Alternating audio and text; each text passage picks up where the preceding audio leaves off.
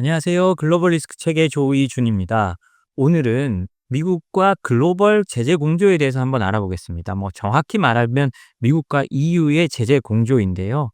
사실 지금 트럼프 행정부는 EU나 다른 나라와 달리 조금 대러 제재에 굉장히 발을 빼는 모습을 보이고 있잖아요. 이것 때문에 사실상 미국과 유럽의 제재 공조가 파탄났다라는 말이 아주 EU의 고위 인사로부터 나왔습니다. 사실상 대러 제재가 국제 공조 차원에서는 무력해지고 있다는 건데요. 오늘 그 이야기 먼저 알아보도록 하겠습니다. EU 고위 인사 미국과의 대러 제재 공조 붕괴, G7 협력도 멈췄다라는 내용입니다. 유럽연합 외교이사회 회의에서요. EU 제재 정책 책임자가 미국과의 러시아 제재 우회 대응 협력 붕괴를 공식적으로 언급했다고 독일의 매체 쥐트도이체 자이퉁에서 밝혔다고 합니다. 이로 인해서 EU의 차기 제재 패키지 논의에도 난항이 예상되고 있다고 하는데요. 지금 EU는 18차 제재 패키지를 논의하고 있습니다. 한 제재 패키지가 나오면 그 다음 제재 패키지를 논의하고 제재 우회를 막기 위해서 또 구멍을 막고 하는 게 이렇게 연속적으로 이어지는 것이 국제 제재인데요. 특히 EU와 미국의 제재인데요. 그 대서양을 두고 미국과 유럽 사이에 큰 균열이 발생했다는 겁니다. 쥐트도이체 자이퉁은요.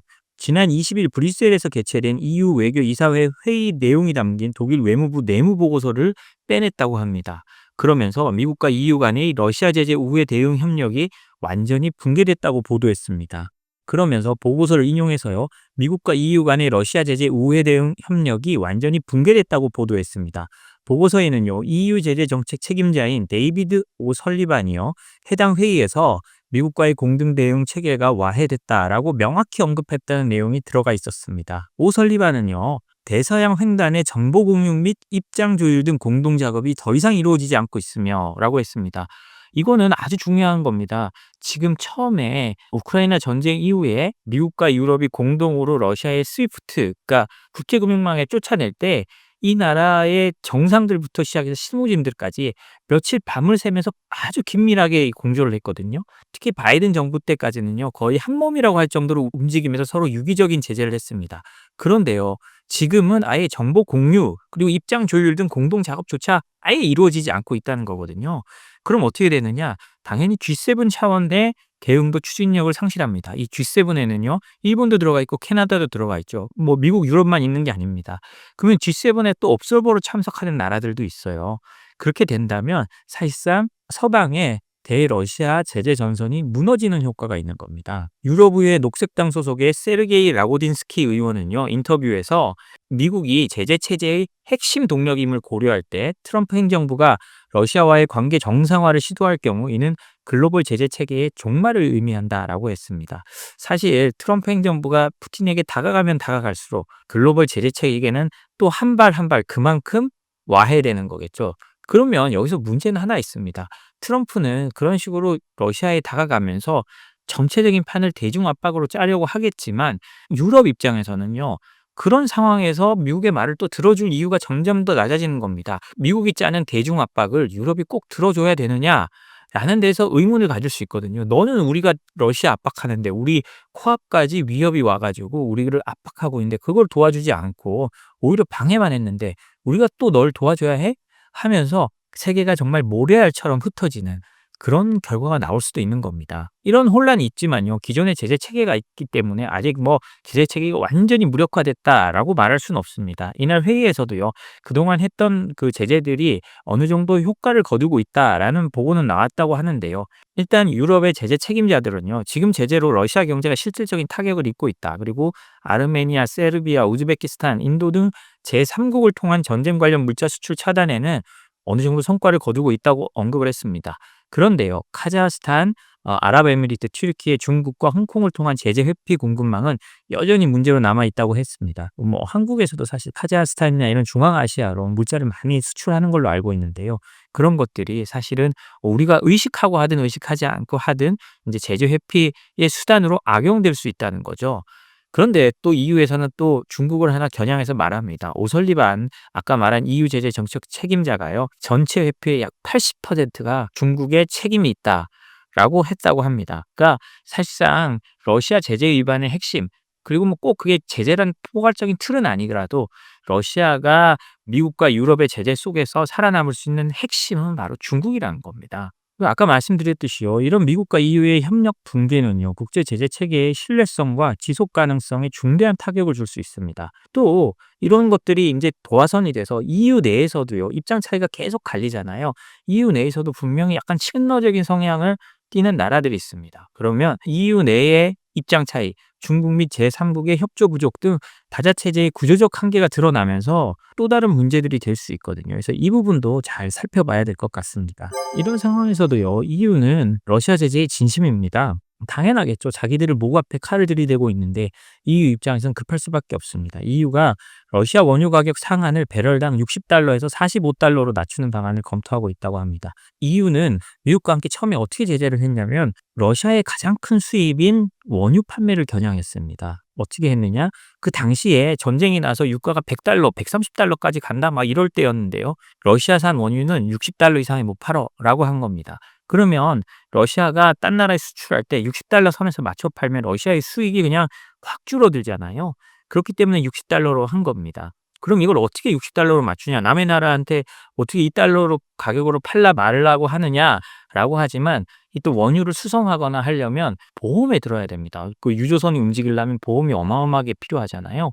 그럼 그런 보험을 안 들어준다든지 이런 보험을 들어줄 수 있는 큰 보험사들은 미국과 유럽밖에 없거든요. 그래서 그 보험을 안 들어준다든지 그리고 이런 걸 나르는 배들을 제재 대상으로 정해서 항구에 들어오면 그 어떤 물자도 못 주게 한다든지 이런 방식으로 제재를 해왔습니다.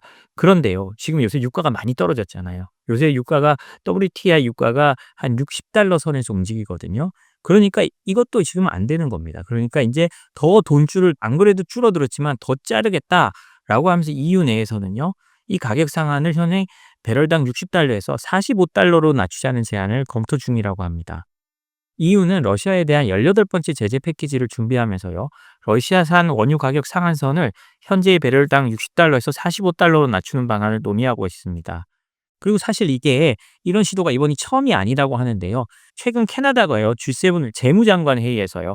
가격 상한 문구를 공동 성명에 포함하자고 제안을 했다라고 합니다. 캐나다가 강하게 치고 나온 거죠. 거기에 프랑스, 독일, 이탈리아, 영국 등 주요 EU 나라들도 지지했지만 그 당시에 이 문구가 들어가지 못한 게 미국의 반대 때문이었다고 합니다. 아까 말씀드렸듯이 지금 미국과 EU의 대러 공동 정선이 사실상 붕괴돼 가고 있다는 모습이 여기도 보여지는데요. 미국 재무장관 스콧 베센트의 반대로 인해서 최종 성명에는 포함되지 않고요. 대신 추가 제재 강화를 포함한 모든 옵션을 계속 검토하겠다는 문구로 대체를 했다고 합니다. EU 입장에서 좀 불만스럽겠죠. 이걸 45달러로 한다라고 확실하게 해줘야 러시아의 돈줄이 바로 차단될 수 있는데 그거를 미국 때문에 계속 질질 끌게 되는 겁니다. 그런데 이게 이렇게 끌게 되면 문제가 뭐 있느냐? EU 회원국들 안에서도 의견이 엇갈리고 있습니다. 특히 헝가리와 그리스는 여전히 가격 상한제 자체에 조심스럽다고 하는데요. 헝가리는 친러 성향이고 그리스는 뭐 요거는 사실 제가 보니까 보도에 따라 좀 다르긴 합니다. 과거에는 반대를 했었는데 지금은 반대를 하지 않는다 이런 보도도 있긴 한데요. 그 그리스가 해운 강국이다 보니까 이런 러시아산 원유나 이런 걸 당시에 많이 실어 날랐지만 요즘에는 또 그렇지 않은 그런 상황이 또 어느 정도 반영된 것 같습니다. 또 오히려 강경파들도 있습니다. 러시아와 국경을 맞대고 있는 핀란드는요. 이걸 40달러로 40 무슨 45달러냐. 40달러라고 낮춰야 된다고 주장하고 있고요. 우크라이나는요. 뭐 가장 강경하겠죠. 이 상한선을 30달러로 설정해야 된다는 입장을 고수하고 있다고 합니다.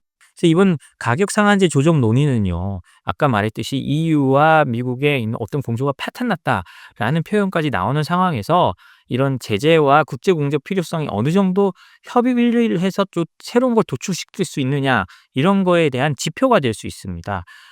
그리고 미국이 이런 제재에 계속 유보적인 태도를 보이는 점은요. 이런 제재 정책이 어떤 지금은 단일한 외교적인 노력이 아니라요. 국가 간의 이해관계가 복잡하게 얽혀서 돌아가기 때문에 쉽게 결론이 나지 않는다는 것도 또 보여줍니다. 그럼 이럴 때 우리나라는 어떻게 해야 되느냐? 한국은 뭐 저쪽이 어떻게 제재하느냐에 따라서 거의 따라갈 수밖에 없는 나라다 보니까요. 이런 동향을 진짜 면밀히 관찰하고요. 우리 그 에너지 전략에 빨리빨리 반영해야 될 것 같습니다. 그러면 트럼프는 지금 뭘 하고 있는지 궁금하잖아요. 말씀드렸듯이 트럼프의 눈에는 러시아가 큰 문제가 아닙니다. 트럼프는 처음부터 끝까지 중국, 중국, 중국만 외우고 있는 사람입니다. 트럼프가 다시요, 하나의 또 획기적인 명령을 하나 내렸는데요. 반도체 설계 소프트웨어에 대한 중국 수출을 전면 차단하도록 명령을 내렸다고 합니다. 요새 뭐 트럼프가 하루하루 뭐 새로운 뉴스를 쏟아내는데요. 뭐 하버드 대의 외국인 학생들이 나가라고 하고, 이제 소셜 미디어 같은 거를 검색해 보고 그 사람이 어떤 말을 했는지, 혹은 반 트럼프인지 반 미국인지 선별해서 유학생을 받겠다고 하고 지금 난리잖아요. 실제로 한국의 유학생 인터뷰도 지금 거의 중단됐다고 하고요. 심지어 동맹국인 한국에까지 이러는데요. 중국에 대해서는 반도체 설계 소프트웨어 자체를 수출하지 못하도록 한 겁니다. 그리고 이번 조치는요, 중국의 첨단 인공지능 AI 반도체 기술 개발을 억제하기 위한 전략적 수출 통제의 일환이라는데요. 예전엔 그냥 칩 같은 걸 못 가게 했다면, 물론 그 당시에도 반도체 소프트웨어 최신권 못 가게 한 것도 있습니다. 그런데 이걸 완전히 아예 전반적으로 완전히 차단해 버리겠다는 건데요. 미 상무부 산하 산업보안국, 여기가 미 상무부 산하의 산업안보국이라고 있는데요. 미국의 주요 전자설계 자동화 소프트웨어 기업들에게 중국으로의 기술 공급을 중단하라는 공식 서한을 보냈다고 파이낸셜 타임스가 최근에 보도했다고 합니다. 해당 기업은 케이던스 디자인 시스템즈, 시놉시스, 지멘스 등으로 이들 세 기업은 중국 EDA 시장의 약 80%를 점유하고 있는 핵심 기업들이라고 합니다. 그러니까 중국이 반도체 굴기를 위해서는 소프트웨어도 굉장히 중요한데, 그 소프트웨어를 쓴 업체들한테 보내지 마, 수출하지 말라고 그렇게 말을 한 겁니다. 근데 이 업체들 입장에서는 굉장히 힘들 겁니다. 왜냐? 그 중국에서 뭐 시장 점유율 80%란 건 거기서 어마어마한 매출이 일어나고 있다는 건데, 그 매출을 죽이라는 거니까요. 그럼에도 이렇게 했다는 거는요, 그냥 트럼프 대통령이 밀어붙이겠다는 겁니다. 위반하면 또 다른 처벌과 제재가 또 따라오겠죠. 미국 정부의 이번 조치는 중국이 AI 반도체 개발이 필수적인 소프트웨어 접근을 차단하고 기술 굴기를 제약하라는 것으로 해석이 당연히 되고 있는데요. 이 EDA 소프트웨어는 반도체 설계, 시뮬레이션, 테스트에 필수적이고 전체 반도체 산업에서의 어떤 비중과 상관없이 공급망 내에서 아주 핵심적인 역할을 수행한다고 합니다.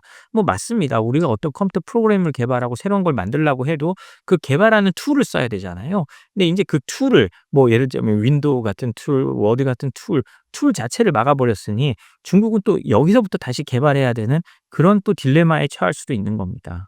네, 해당 조치는 중국의 AI 반도체 개발 일정을 좀 직접적으로 지연시킬 수 있는 걸로는 평가됩니다. 그런데요, 저희가 이제 계속 말했듯이 이런 것들은 아마도 과속 방지턱 정도가 될 것 같습니다. 이런 중국의 기술 굴기를 아주 근본적으로 막기는 어려울 것 같거든요. 그렇지만 뭐 트럼프 대통령은 어떤 식으로든지 방지턱이라도 여러 개 놔서 좀 늦게 따라오게 하겠다라는 건데요. 이런 시도가 앞으로 어떻게 될지 한번 지켜봐야 될 것 같습니다. 그런데요, 더 큰 문제는 이런 시도가 되면 우리가 그 사이에서 어느 정도 우위를 가지고 또 이거를 좀 잘 이용해서 중국과의 격차를 벌려야 되는데, 우리가 어떻게 하는지, 우리가 이 위기 상황을 어떻게 우리의 기회로 활용할 수 있는지도 뭐 다들 잘 활용해 봐야 될 것 같습니다.